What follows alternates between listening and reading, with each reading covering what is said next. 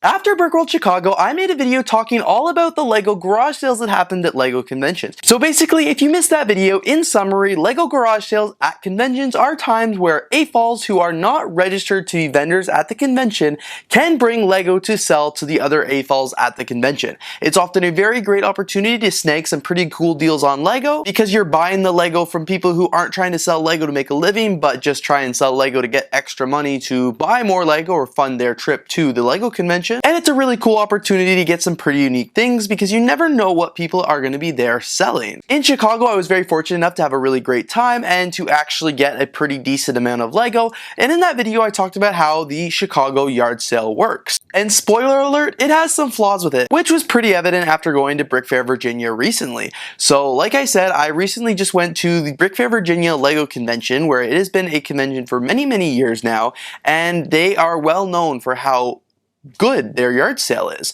I had heard it was really good, but I had not had a chance to experience it for myself.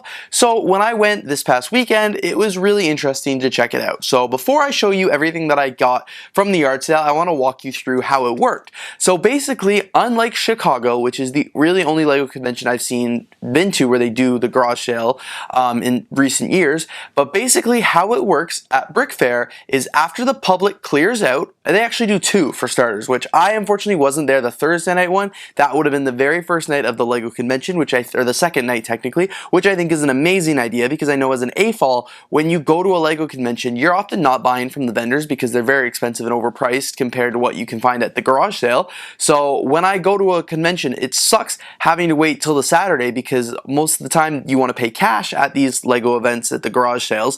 So I'm at the LEGO convention holding on to all of my cash because I'm not American. I don't want to go back with extra cash, so I only have a limited amount. I don't want to spend it all early, or I don't want to not spend it because I've gotten it. That's how much I wanted to spend on LEGO.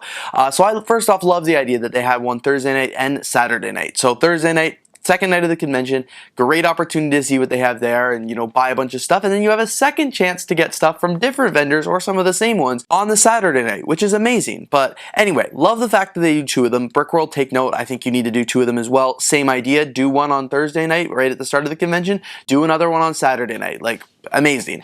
Anyway, so the way BrickFair does it, instead of hosting it in a hall or in a ballroom or something like that, they just do it right in the convention center. The aisles seem to be a bit wider at BrickFair than they do at BrickWorld or any other LEGO conventions I've been to, but they basically just put the tables around the entire perimeter of the convention hall. They put a number on it, you get your number, and then you go up and start laying your stuff out. They weren't really strict with start and end times and stuff like that. End time was actually, the garage sale ended earlier than the end time because there wasn't such a mad dash to get in. I think it's supposed to start at 6, around 5:30 people started setting up, but like you were doing backroom deals and I was buying stuff before the garage sale even started. People were just kind of open to selling stuff. So it wasn't super strict. They didn't lock you in a separate room. They didn't, make you stand out in the hallway for half an hour to line up or get a number online, or they didn't kick you out right at the time that the garage sale closed or turn off the lights, which I thought was a little ridiculous this year at BrickWorld.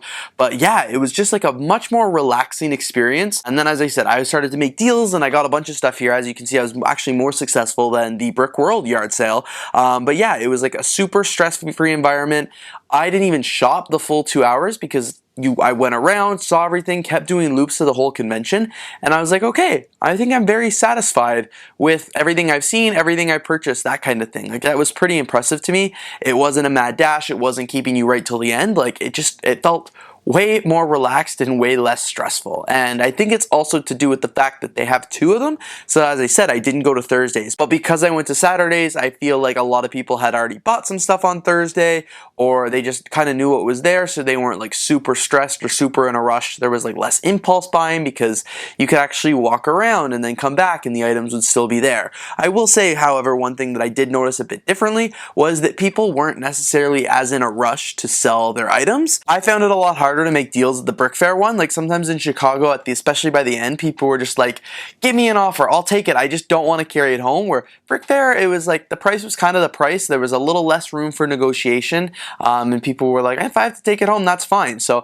I guess that's just a difference in conventions and a difference in as what people are selling, but definitely wasn't a drawback. It was just something that I noticed. People weren't as eager beavers, let's just say, to get rid of the Lego that they brought. So that was just an interesting observation. But overall, like I said, it was a very good garage sale. I really enjoyed it. It was very interesting to see the differences between the BrickFair and the BrickWorld one. No wonder people say they like the BrickFair garage sale better. It was a way less stressful environment, way more fun. I think BrickWorld could honestly take some like helpful notes to make their garage sale a little bit better, because it's still a great time and I loved the yard sale and I loved what I bought there, and it's a great convention. So yeah, that's just my feedback to improve it a little. But now that I've kind of walked you through how the BrickFair yard sale actually works, let's take a look at the things that I picked up, including the prices. So for starters, I did obviously pick up a bit more here at this garage sale than I did at the BrickWorld one. The BrickWorld one, I was able to fit everything in this bag here, but this time I actually had to spill over into a few other bags here. So I'm just going to walk you through everything that I picked up now. So these are the first two things that I actually picked up before the garage sale even started.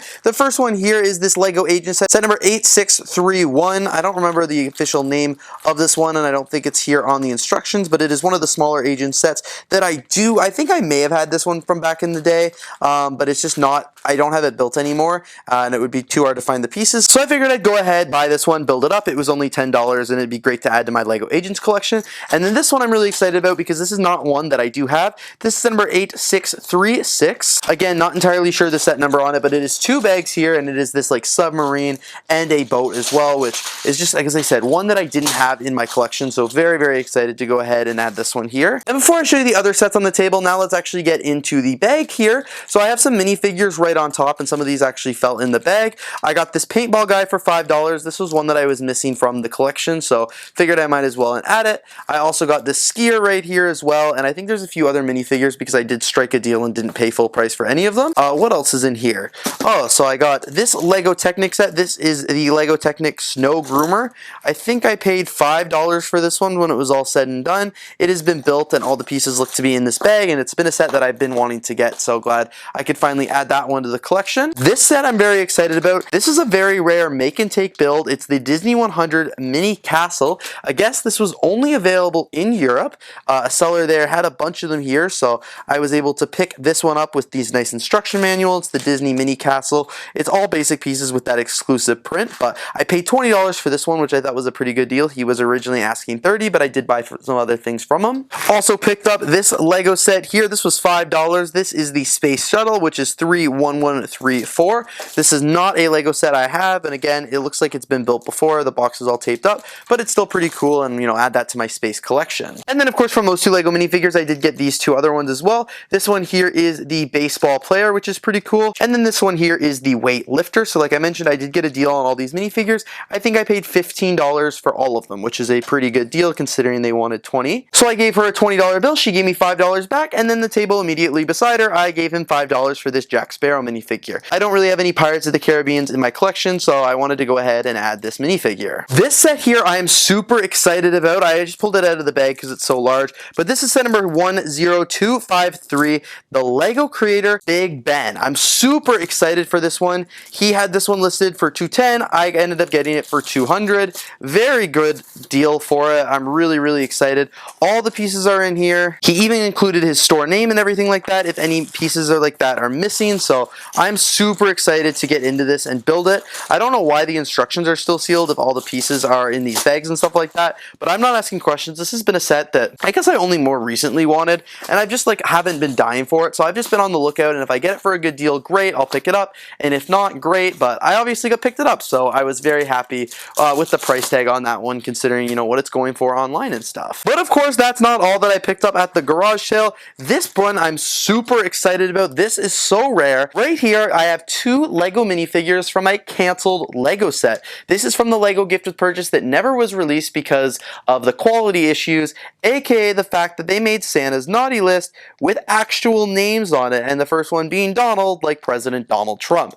So these 2 minifigures were from that set that never got released. The seller had this set on sale, but it was very expensive, like $325. Couldn't really justify that one, but he had these minifigures. I paid $50 for these, so pretty expensive for 2 like basic Lego minifigures, but they're not basic because they are from a canceled set. So I am so excited to add these to the Lego collection. They are obviously going to go with all my other rare Lego things. From another seller, I did pick up these 2 custom printed tiles. I guess they printed them themselves. This is like the don't shoot your eye out that they put in the Lego instructions, which is pretty cool. So again, I hadn't seen those before, thought it'd be fun to add.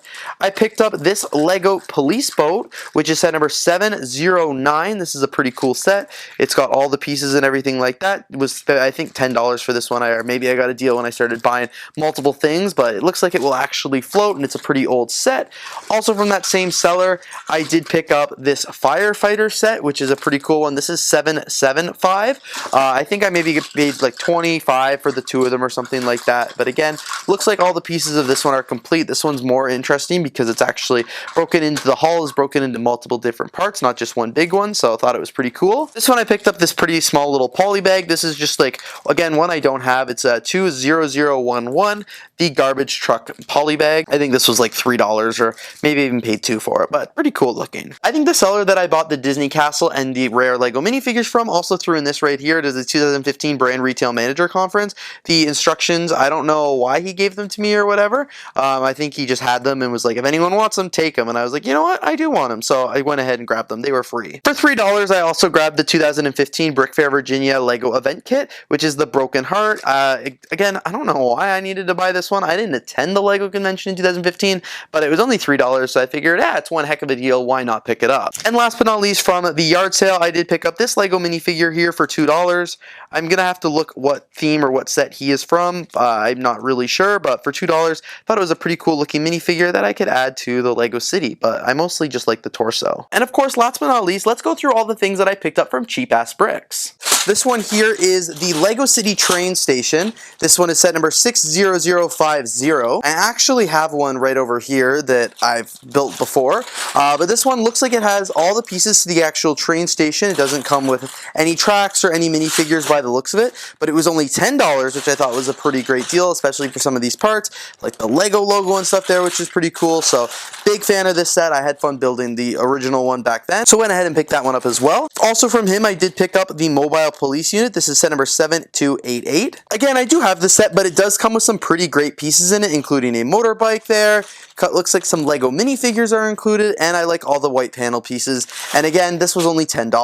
Also from Cheap Ass, I did pick up this Lego Friends sailboat here. This one is set number 41317. It's a very large set. It's like a double-decker sailboat. It looks pretty impressive. It kind of reminds me of the Lego Friends drug boat from a few years ago, but very cool in there. Also comes with a dolphin, which is awesome. This one was only $20, but I kind of got it for free, and I'll talk about a little bit more of that in a minute, because I also from him got the this bag here of Lego Creator 3-in-1 sets. This one is 31056, the Green Cruiser, as well as this one here, which is set number 31071. I think it's called like the Hovercraft or something like that. I think I might have this one set, but not the green one here. This one was $10 for the bag for both of these sealed sets. And then finally, last but not least, I did pick up set number 6914, which is the Prehistoric Hunters, which is like this 3-in-1 dinosaur set. This one has the box, but it is open. And this bag also included this Lego Creator plane here as well. Set number 6912. I don't know if it's all the play pieces in or not, or whatever it is, but pretty cool. So I did pick up all of these from him. The total for all these sets was supposed to be $60, but I made him an offer of $40 and he accepted. So that's why I said I basically got this Lego Friends set for free. So as you guys can see, it was a pretty successful garage sale here at BrickFair Virginia 2024. I am very excited for all of the Lego that I picked up, from everything from pretty cool Lego minifigures to rare Lego minifigures, printed pieces, older Lego sets, and even like pretty much brand new but still old Lego sets. I really did get it all. I for sure am so excited to get building on a lot of these sets. I have no idea which one I'm going to start with first. Probably the Big Ben or maybe the Agents ones, because those are the ones I'm most excited about. But yeah, all of these ones drones are super duper cool, so couldn't be more excited for what I was able to pick up here at BrickFair Virginia. It was definitely a really fun time at the garage sale, and yeah, overall it was a really good experience, not just because I was able to buy a bunch of really cool things, but because the entire experience was just pretty relaxing and easygoing and was very different from what I've been used to at other LEGO conventions. So I'm glad that that was the case. Anyway, you guys, thank you so much for watching today's video. Of course, if you did enjoy, please don't forget to leave a like, comment, and of course subscribe, and I'm looking forward to seeing you guys all here in the next video.